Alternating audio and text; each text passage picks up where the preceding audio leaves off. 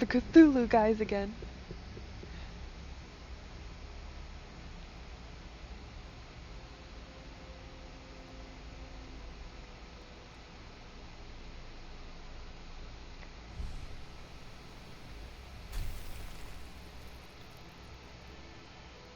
It's going to be fascinating This through guy's all the feet creep cutscenes me just to out. hear your takes. Oh, this guy's feet creep me out.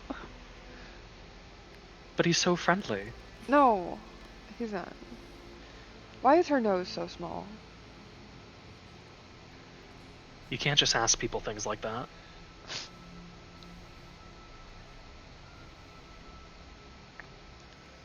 You see, he has a present for you, and it's really rude to, like, not accept it. But, ew, they're little wormy shrimps. They're little parasites. Ugh, gross. They're called tadpoles. Are And they actually called if you're tadpoles? cold, they're cold. They're called tadpoles, and if you're cold, they're cold. Let them inside. No! Honestly, when I first watched this, I did not realize that it showed our character's viewpoint.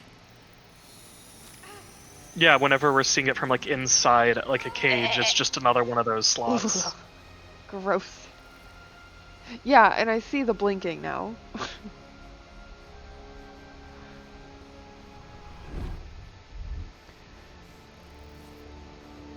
The breathing picks up. It's so clean. Ugh, Other than that, I don't love it. I don't love that. Mm.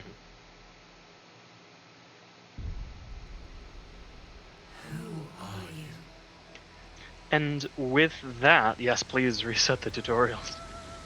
With that, welcome to our playthrough of Baldur's Gate 3. Lovely to have everyone joining us, if indeed you are. Bit of a cover. I am Oliver, and this is... Hi, I'm Oolong.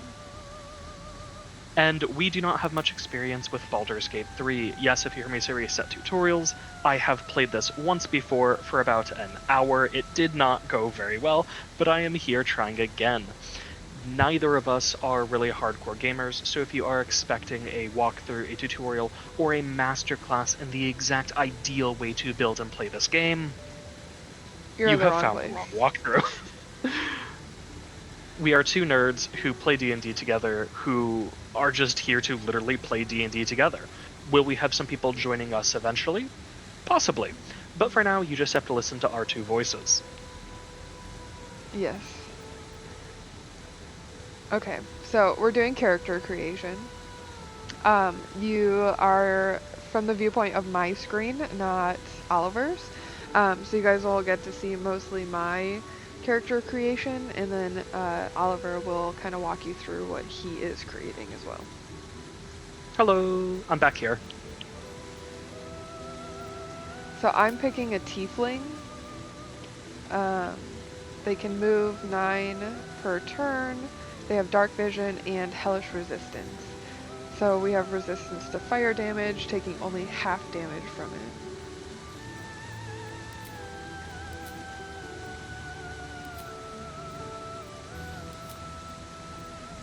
And then my, I don't know, what should I pick, Oliver? So I have the Asmodeus Tiefling, which has the Produce Flame cantrip.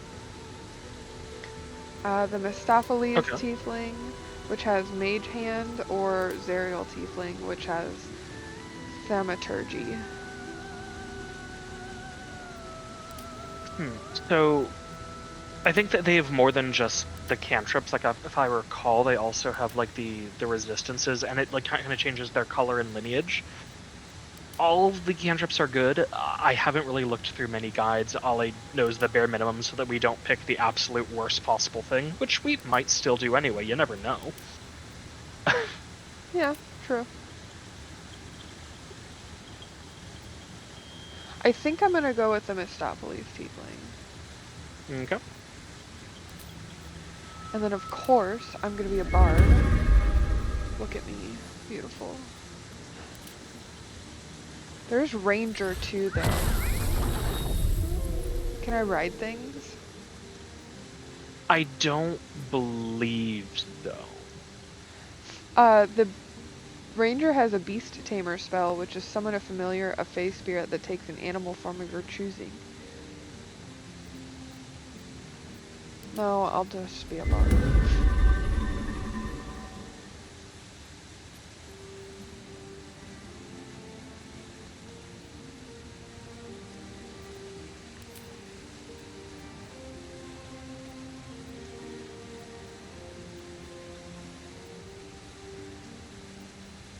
So my two cantrips I have are Vicious Mockery and Blade Ward, but there's also True Strike, Friends, Dancing Lights, Light, and Minor Illusion. I know Minor Illusion's really good. If you want to be a face character, Friends does become a bit important. So I'll do those two then. I'll do Friends and Minor Illusion. And then as for spells, I believe, I know in normal D&D, after Friends end, whoever you cast it on becomes absolutely enraged and craves your death. But I don't believe that happens here. No, this one just says in higher difficulty modes, the target might accuse you of enchanting them. Okay, yeah, that's so much better than it is in the actual tabletop game. And then my spells, I have Healing Word, Dissonant Whispers, Tasha's Hideous Laughter, and Heroism. I don't really think you can go wrong. Give them a little bit of read through.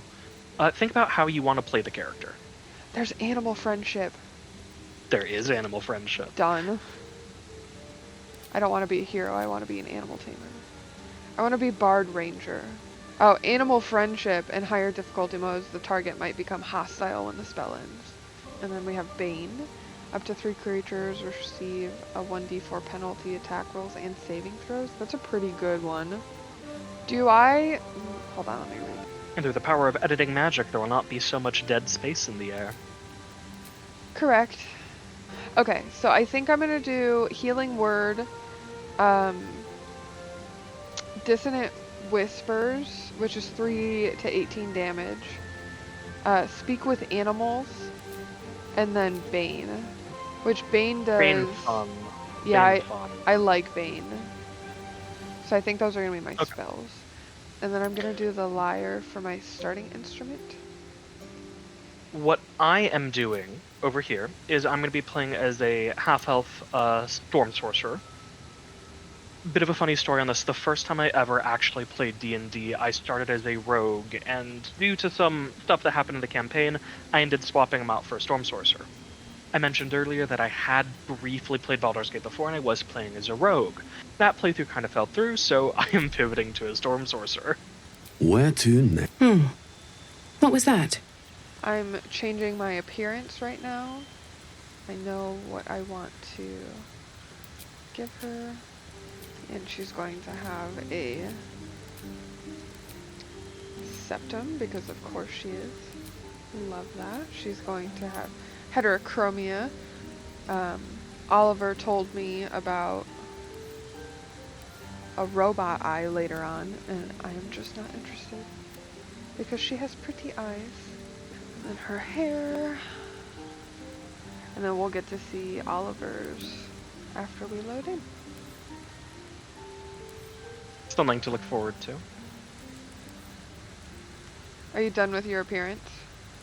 Oh no, I'm still very much making way through that. I'm just being a little bit quiet, letting you talk your way through yours, because they can't really see what I'm doing. No, can't really see what you're doing. Ooh. Do I want the ram horns or the disc coils? I think I like the ram horns. Okay. I am done with my character creation. So I'm going to Describe her proceed.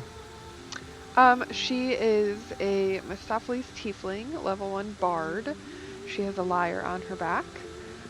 She has heterochromia, so one of her eyes is blue and brown, and then the other eye is brown. She has a very pale blue skin with rosy cheeks, a couple scars, and blue hair. Adorable. And her name's gonna be Lorelei, because why not? Oh, and her guardian. So when I was doing this by myself, when I was just playing around with it, I made a half-orc guardian. What are your thoughts on that?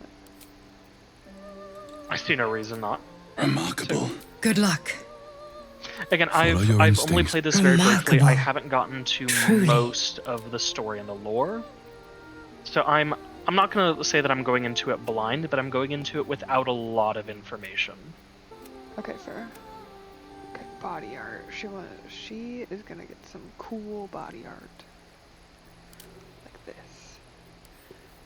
Gonna make it green. A little less intense.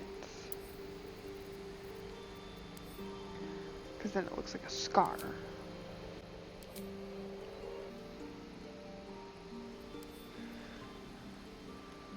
Okay, I think I am ready with my guardian as well. Sorry for slowing you down. I'm trying to pick the highlight color for my character's hair.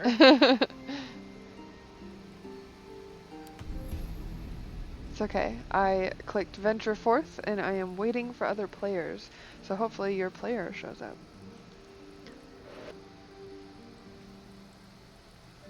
Actually, I think that looks good. Dark red is a base color for the hair with some light red highlights, Oh, nice.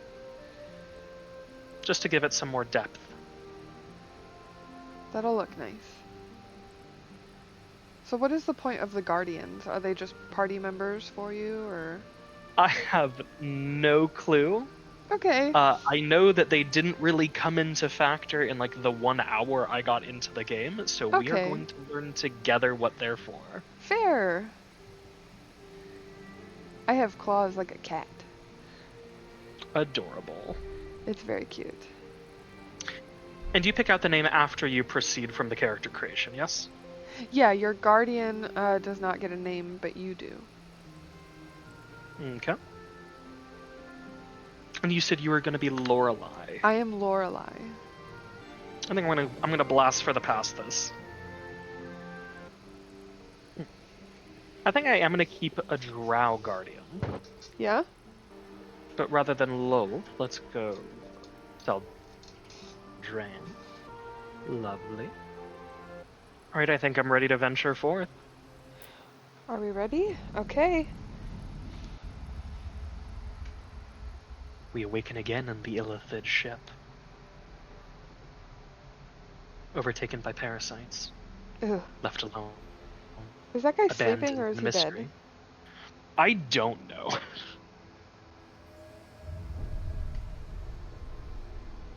I both love and hate this navigation system. Yeah. It's weird. Like he's inside of a giant his kraken ship. movements. Yeah, but like his movements, the way everything controls, like it's so fascinating. Ugh.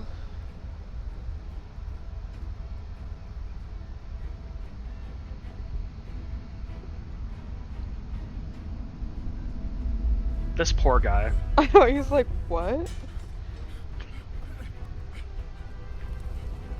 The absolute panic. Yep. I also want to point out he's so dedicated to ringing the bell. If you haven't noticed this thing at this point, though, He is unalived. So at first I thought he was unaliving people, and then I saw this scene and realized that he was just transporting them into the ship. some might argue that's a fate worse than death. Yeah. Yeah, it depends.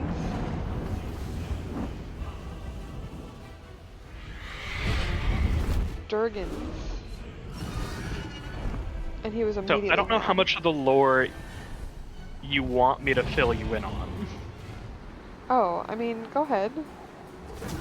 So, the Nautilus ship. Uh-huh. This is something called an Illithid, the Cthulhu species as you called them. The little tadpoles is how they reproduce.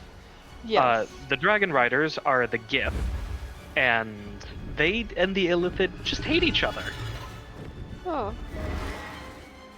So the dragons aren't protecting the city, they just hate the... Oh no, yeah, the dragons aren't protecting the city, they are just attacking the ship. Okay.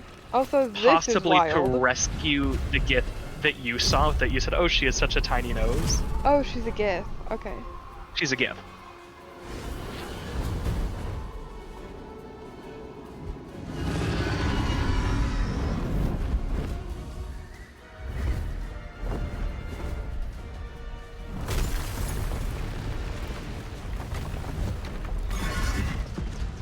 No, Durgan.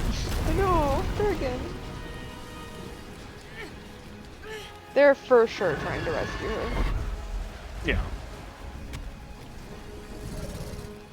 Or at the very least, Prevent more from stealing her. yeah.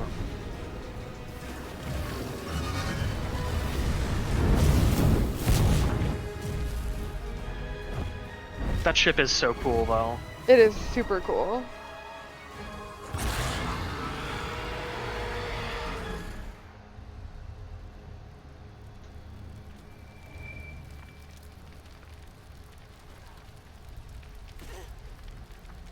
She is free, and we awake trapped in this chamber. Delightful.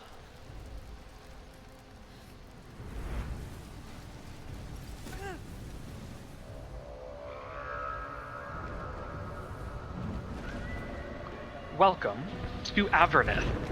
Oh my gosh. This is the first layer of hell. Oh, that makes sense, because the demons. These weird little flying guys. They're the welcoming committee. They're here to welcome you to Averneth. Wow, so nice. Hospitality top notch, you'll never want to leave, or be able to for that matter.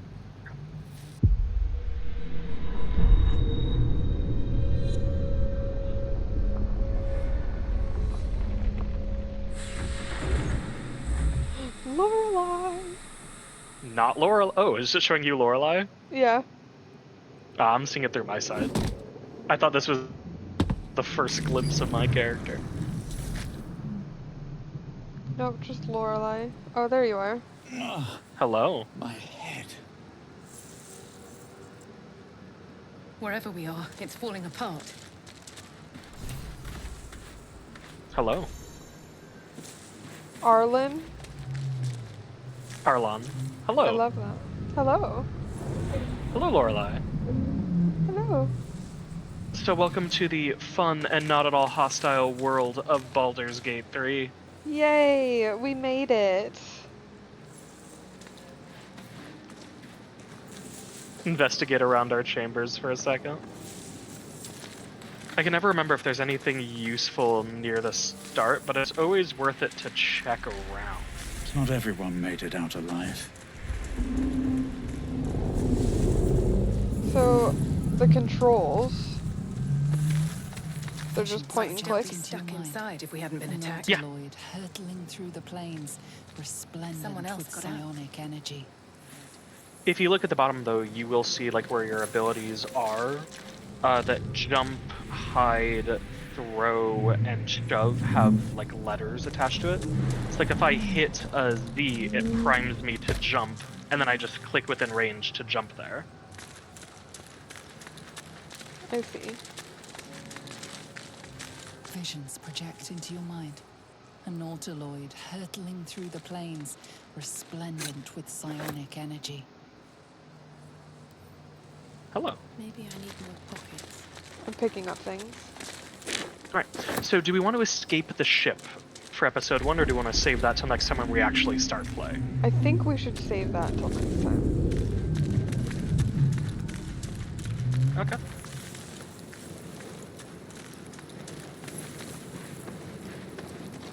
So we'll just explore this room. Yep. Seems simple enough.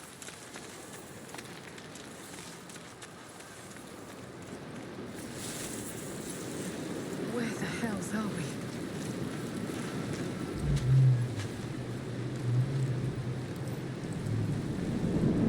we? Okay, I'm making my first roll of the game. Are you attacking the... Oh. Ah, I failed by 1. Boop boop.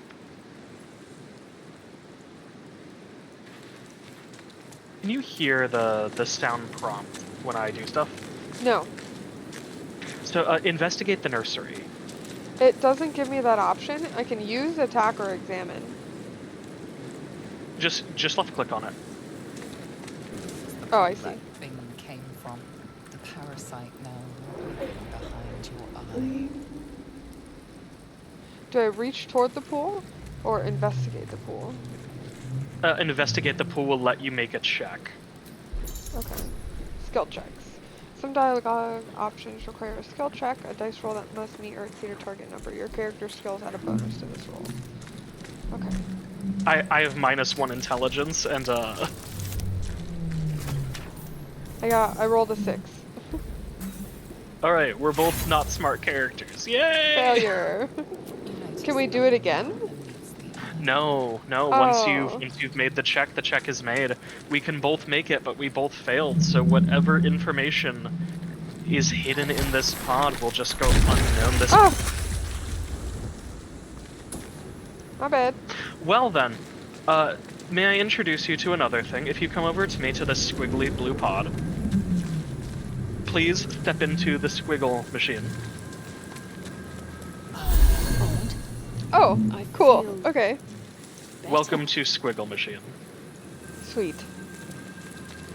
Alright, so we are here. We are a bard and a sorcerer. Aren't I an adorable little twink? You are. Trying to zoom in on us. Just stand there. Thank you. Oh, you're so cute. And I'm pretty cute. You can't see it, but I have a purple floral tattoo on my neck. I love that. I have runes tattooed on my face. Nice. Yeah. Alright, Cool. so this is our character creation. You're definitely going to learn more about the characters. We're probably just going to freelance invent some backstory. This has been a fairly conversation-light episode, but don't expect that to be the norm unless you start shouting us in the comments that you hate the sound of our voice, which I will take personally offensive, considering it's one of my only 2 redeeming qualities. He's lying. I said 2, the other is my hair color. Oh, hush. Alright. Either way, we will be back the next episode with actually attempting to escape the ship, get some combat, fight Squidward, the boss monster, Love and that. be on our way. Yes. Thank you for joining us on Off on Holiday. We hope to see you next time. Bye. Good night.